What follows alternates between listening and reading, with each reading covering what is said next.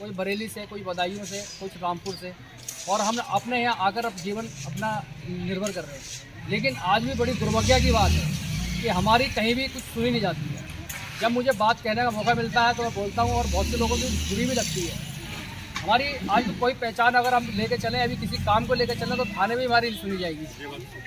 ठीक है, तो इस चीज़ को क्यों, कब तक, किसी पे भी किसी टाइम में कोई परेशानी पड़ सकती है, आप पे पड़ सकती है, इन पे पड़ सकती है, मुझ पे पड़ सकती है, लेकिन उस परेशानी में हमारी बात सही तरीके से समर्थन नहीं किया जाता है। और इसका कारण क्या है कि हम लोगों में एकजुटता नहीं है।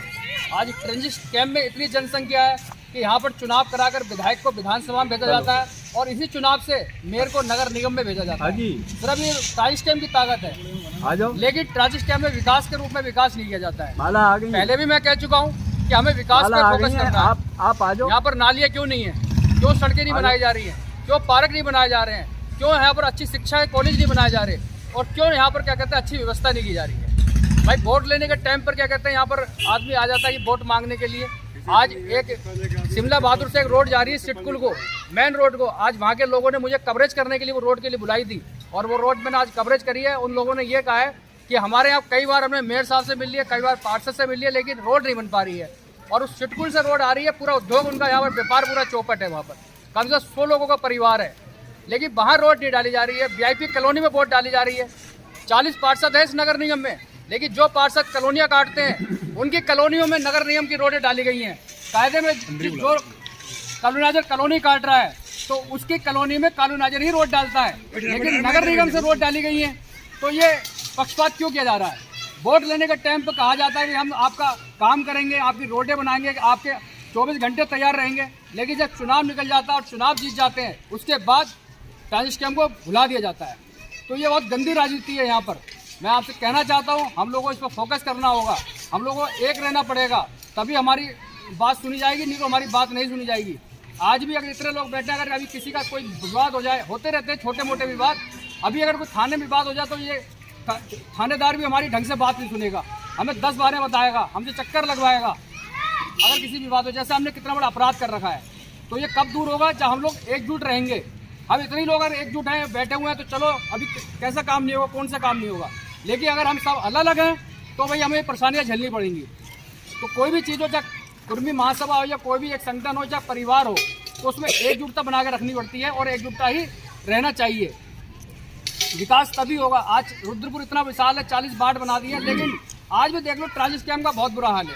कहीं भी देख लो आप, और भी वार्ड है, सब वार्डों में काम हो रहा है, अच्छा काम हो रहा है, सब बढ़िया हो रहा है, लाइटें अच्छी मिल रही है, नालियाँ साफ हो रही हैं, सड़कें अच्छी हो रही हैं, अच्छा हॉस्पिटल सुविधा मिल रही है, सब कुछ मिल रहा है, अच्छी पढ़ाई मिल रही है, अच्छा विकास हो रहा है। लेकिन ट्रांजिट कैंप में विकास के नाम पे बड़ा वो कर रखा है। तो हम लोगों को अपनी बात, जितने लोग बैठे हैं, अभी 30-35 लोग बैठे हैं, अगर यही बात अपने और साथ वालों को बताएंगे तो एक मजबूती मिल सकती है। 23 का चुनाव आ रहा है, भाई क्यों नहीं करा जा रहा?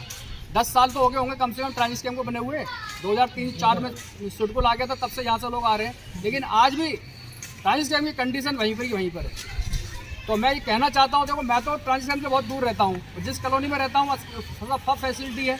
आप लोग ट्रांजिट कैंप में रह रहे हो, लेकिन आप मेरे साथ जुड़े हुए हो, कंधे से कंधा मिलाकर आप मेरे साथ खड़े रहे हो, चाहे कैसा ही प्रोग्राम हो, चाहे मेरे संगठन का हो, चाहे ज्ञापन देने का कुछ भी कहे, लेकिन आपने मुझे अपना समय दिया है, तो मैं क्यों ट्रांजिट कैंप की बात नहीं करूँगा? मैं ये नहीं कह रहा क्या कहते हैं आप वोट मत दीजिए, ये मत करिए, मत करिए। मैं जानता हूँ क्या कहते हैं 80% भाजपा को यहाँ वोट जाता है, और मैं खुद कह रहा हूँ क्या कहते हैं ठीक है, लेकिन विकास को सोचिए कि विकास क्यों नहीं हो रहा है। जिस मेयर को आपने नगर निगम में पहुँचाया उससे पूछिए भाई विकास क्यों नहीं हो रहा। 5 साल सुरेश कोहली ने निकाल दिए, 5 साल मेयर साहब ने निकाल दिए, तो विकास क्यों नहीं हो रहा? जब से सीट आरक्षित हुई है तब से विकास ही खत्म हो गया रुद्रपुर का। भाई विकास कहाँ हुआ 10 साल से?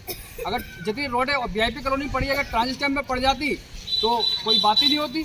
आज भी वो तार लटके हुए मिलेंगे आपको गली मोहल्ले में, पानी सड़कों से बाहर मिलेगा, मच्छर उसमें कर रहे होंगे, बीमारी आ रही है कितनी। अभी कोरोना काल आया, इतना भयंकर बीमारी आई थी डेंगू। अगर किसी गरीब आदमी घर में डेंगू हो जाए तो कितना आदमी प्राइवेट हॉस्पिटल में इलाज भी नहीं करा पाएगा, और डिस्ट्रिक्ट हॉस्पिटल में हमारी पूछ नहीं है। तो ये सब सोचने वाली बातें हैं।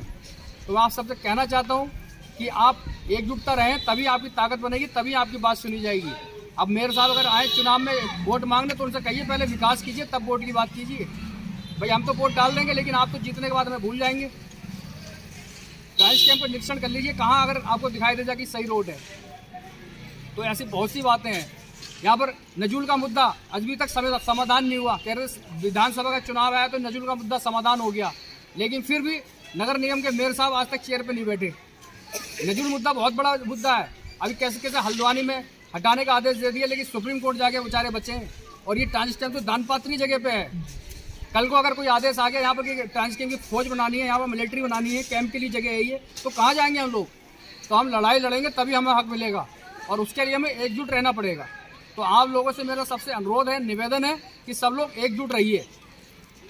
बड़ी सोच रखिए, किसी छोटे आस पड़ोस वाले से नाली के लिए या उससे किसी से मत लड़िए। अगर एकजुटता रखेंगे तभी सुनी जाएगी आपकी। अब अगर एकजुट नहीं रहेंगे तो नहीं सुनी जाएगी, या कोई भी हो। धन्यवाद।